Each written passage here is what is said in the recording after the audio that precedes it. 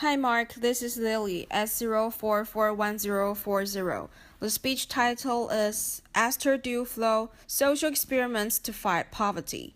I'm a junior, majoring in English in NCUE. So here it is, you can check. I'm short, I'm French.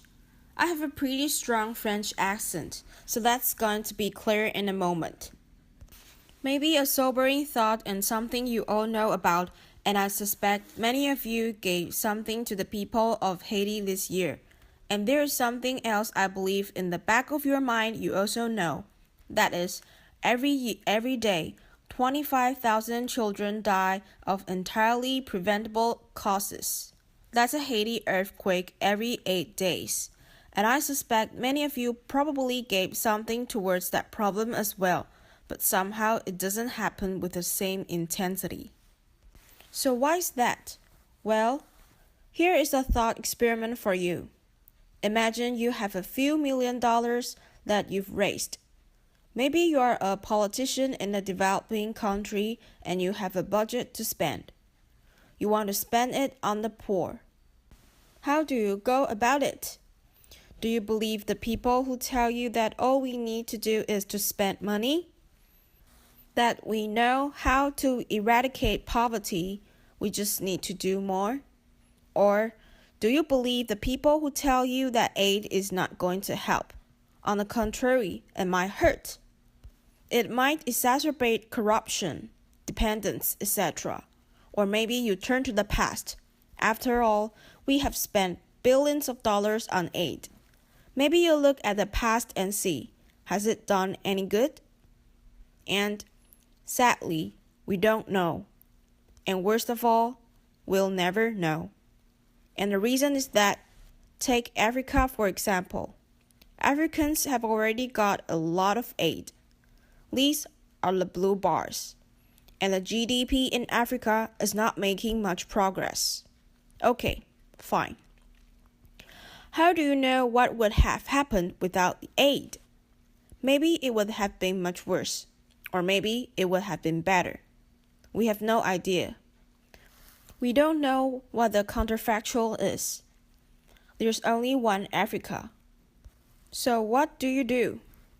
To give the aid and hope and pray that something comes out of it? Or do you focus on your everyday life and that the earthquake every 8 days continue to happen? The thing is, if we don't know whether we are doing any good, we are not any better than the medieval doctors and their leeches. Sometimes the patient gets better, sometimes the patient dies. Is it the leeches? Is it something else? We don't know. So here are some other questions. There are smaller questions, but they are not that small. Immunization. That's the cheapest way to save a child's life, and the world has spent a lot of money on it. The Gavi and the Gates Foundation are each pledging a lot of money towards it, and developing countries themselves have been doing a lot of effort. And yet, every year at least 25 million children do not get the immunization they should get. So this is what you call a last mile problem. The technology is there, the infrastructure is there, and yet it doesn't happen. So you have your million. How do you use your million to solve this last mile problem? And here's another question. Malaria. Malaria kills almost 900,000 people every year. Most of them in sub-Saharan Africa, most of them under 5. In fact, that is the leading cause of under 5 mortality. We already know how to kill malaria, but some people come to you and say, you have your millions. How about bed nets? Bed nets are very cheap. For $10, you can manufacture and ship an insecticide-treated bed net, and you can teach someone to use them. And not only do they protect the people who sleep under them, but they have these great contagion benefits. If half of a community sleeps under a net, The other half also benefits because the contagion of the disease spread. And yet, only a quarter of kids at risk sleep under a net. Societies should be willing to go out and subsidize the net. Give them for free, or, for that matter, pay people to use them because of those contagion benefits. Not so fast, say other people. If you give the nets for free, people are not going to value them. They are not going to use them, or at least they are not going to use them as bed nets. Maybe as fishing nets. So what do? Do you give the nets for free to maximize coverage, or do you make people pay in order to make sure that they really value them? How do you know? And a third question, education. Maybe that's the solution. Maybe we should send kids to school. But how do you do that? Do you hire teachers? Do you build more schools? Do you provide school lunch? How do you know? So here's the thing. I cannot answer the big question, whether aid did any good or not. But these three questions, I can answer them. It's not the Middle Ages anymore. It's the 21st century. And in the 20th century, randomized, controlled trials have revolutionized medicine by allowing us to distinguish between drugs that work and drugs that don't work. And you can do the same randomized, controlled trial for social policy. You can put social innovation to the same rigorous, scientific tests that we use for drugs. And in this way, you can take the guesswork out of policy making by knowing what works, what doesn't work, and why.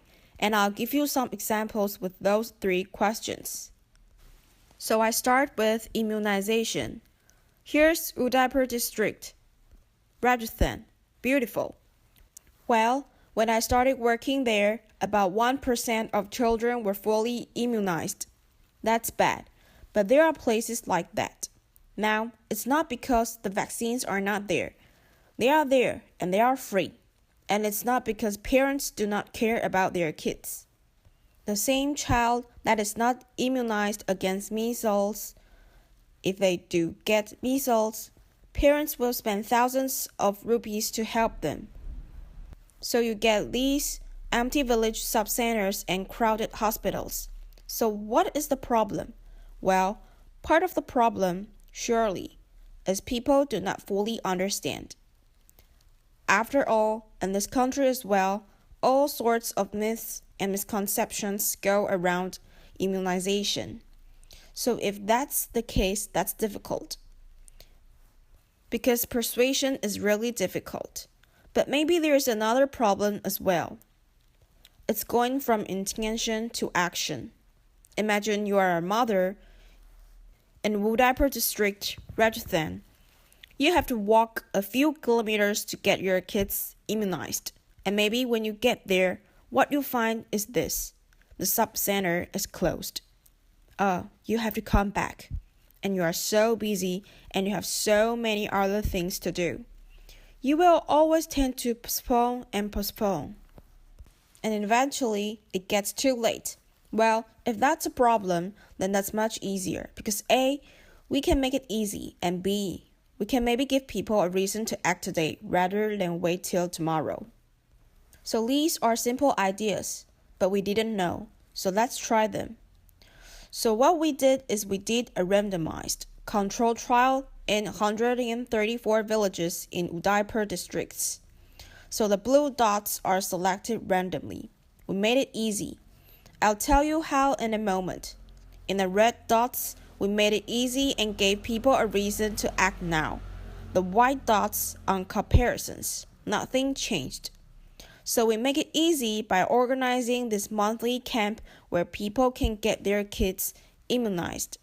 And then you make it easy and give a reason to act now by adding a kilo of lentils for each immunization. Now, a kilo of lentils is tiny. It's never going to convince anybody to do something that they don't want to do. On the other hand, if a problem is you tend to postpone, then it might give you a reason to act today rather than later. So what do we find? Well, beforehand, everything is the same. That's the beauty of randomization. Afterwards, just having the camp, increases immunization from 6% to 17%. That's full immunization. That's not bad. That's a good improvement. Add the lentils and you reach to 38%. So here you've got your answer. Make it easy and give a kilo of lentils. You multiply immunization rate by 6. Now you might say, well, but it's not sustainable. We cannot keep giving lentils to people. Well, it turns out it's wrong economics because it is cheaper to give lentils than not to give them. Since you have to pay for the nurse anyway, the cost per immunization ends up being cheaper if you give incentives than if you don't. How about bed nets? Should you give them for free? Or should you ask people to pay for them? So the answer hinges on the answer to 3 simple questions. One is, if people must pay for a bed net, are they going to purchase them? The second one is, if I give bed nets for free, are people going to use them? And the third one is, do free bed nets discourage future purchase? The third one is important because if we think people get used to handouts, it might destroy markets to distribute free bed nets. Now this is a debate that has generated a lot of emotion and angry rhetoric. It's more ideological than practical, but it turns out it's an easy question. We can know the answer to this question. We can just run an experiment. And many experiments have been run, and they all have the same results.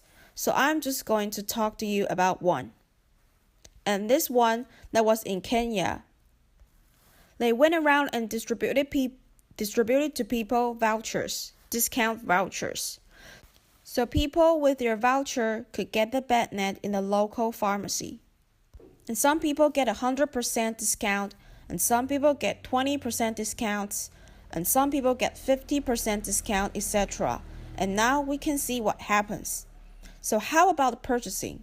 Well, what you can see is that when people have to pay for their bed nets, the coverage rate really falls down a lot.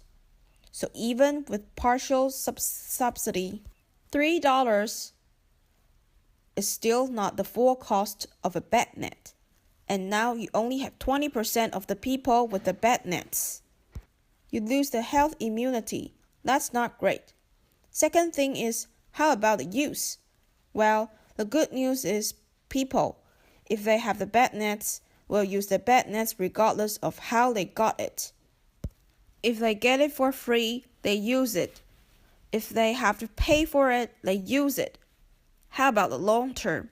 In the long term, people who got the free bed nets 1 year later were offered the option to purchase a bed net at $2, and people who got the free one were actually more likely to purchase the second one than people who didn't get a free one. So people do not get used to handouts. They get used to nets. Maybe we need to give them a little bit more credit. So that's for bed nets. So you'll think, that's great. You know how to immunize kids. You know how to give bed nets. But what politicians need is a range of options. They need to know, out of all the things I could do, what is the best way to achieve my goals? So suppose your goal is to get kids into school. There are so many things you could do. You could pay for uniforms, you could eliminate fees, you could build latrines, you could give girls sanitary pads, etc., etc. So what's the best? Well, at some level, we think all of these things should work. So is that sufficient? If we think they should work intuitively, should we go for them? Well, in business, that's certainly not the way we would go about it. Consider, for example, transporting goods. Before the canals were invented in Britain before the Industrial Revolution, goods used to go on horse carts, and then canals were built. And with the same horseman and the same horse, you could carry 10 times as much cargo. So should they have continued to carry the goods on the horse carts on the ground that they would eventually get there? Well, if that had been the case, there would have been no industrial revolution. So why shouldn't we do the same with social policy? In technology, we spend so much time experimenting, fine-tuning, getting the absolute cheapest way to do something. So why aren't we doing that with social policy? Well, with experiments, that you can do is answer simple questions. Suppose you have $100 to spend on various interventions.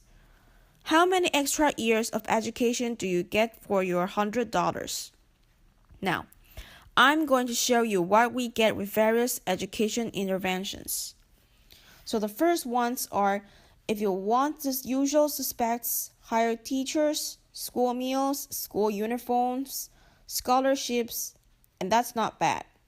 For your $100, you get between 1 and 3 extra years of education. Things that don't work so well is bribing parents. Just because so many kids are already going to school that you end up spending a lot of money. And here are the most surprising results. Tell people the benefits of education. That's very cheap to do. So for every $100 you spend doing that, you get 40 extra years of education.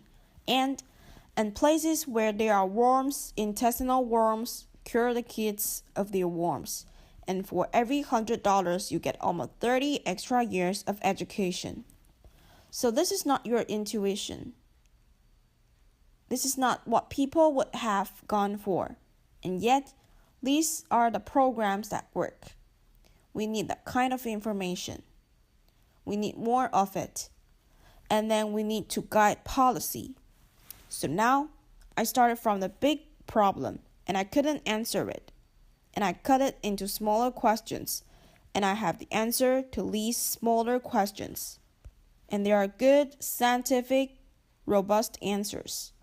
So let's go back to Haiti for a moment. In Haiti, about 200,000 people died. Actually, a bit more by the latest estimate.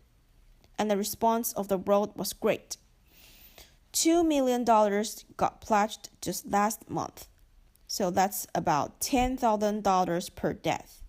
That doesn't sound like that much when you think about it. But if we were willing to spend $10,000 for every child under 5 who dies, that would be $90 billion per year just for that problem. And yet it doesn't happen. So why is that? Well, I think what part of the problem is that in Haiti, although the problem is huge, somehow we understand it. It's localized. You give your money to Doctors Without Borders. You give your money to Partners in Health. And they'll send in the doctors. And they'll send in the lumber. And they'll helicopter things out and in. And the problem of poverty is not like that. So, first, it's mostly invisible. Second, it's huge. And third, we don't know whether we are doing the right thing. There's no silver bullet. You cannot helicopter people out of poverty, and that's very frustrating. But look what we just did today. I gave you 3 simple answers to 3 questions. Give lentils to immunize people. Provide free bed nets, deworm children. With immunization or bed nets, you can save a life for $300 per life saved. With deworming, you can get an extra year of education for $3. So we cannot eradicate poverty just yet, but we can get started. And maybe we can get started small with things that we know are effective. Here's an example of how this can be powerful. Deworming. Worms have a little bit of a problem grabbing the headlines. They're not beautiful and don't kill anybody. And yet, when the young global leader in Davos showed the number I gave you, they started to deworm the world. And thanks to deworm the road and the effort of many country governments and foundations, 20 million school-aged children got dewormed in 2009. So this evidence is powerful. It can prompt action. So we should get started now. It's not going to be easy. It's a very slow process. You have to keep experimenting, and sometimes ideology has to be trumped by practicality. And sometimes what works somewhere doesn't work elsewhere. So it's a slow process, but there is no other way. These economics I'm proposing is like 20th century medicine. It's a slow, deliberative process of discovery. There's no miracle cure, but modern medicine is saving millions of lives every year, and we can do the same thing. And now, maybe we can go back to the bigger question that I started with at the beginning. I cannot tell you whether the aid we have spent in the past has made a difference. But can we come back here in 30 years and say, what we have done, it really prompted a change for the better? I believe we can, and I hope we will. Thank you. Applause.